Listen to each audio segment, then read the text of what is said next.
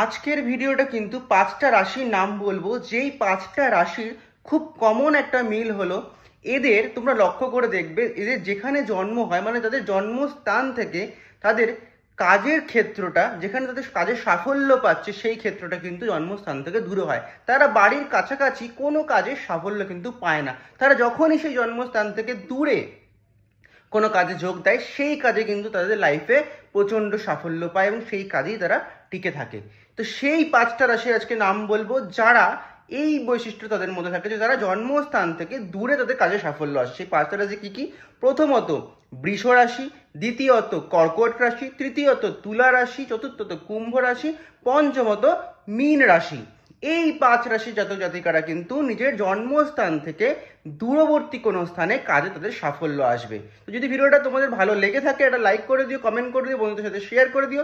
সবাই ভালো থেকো, সবাইকে ভালো রেখো।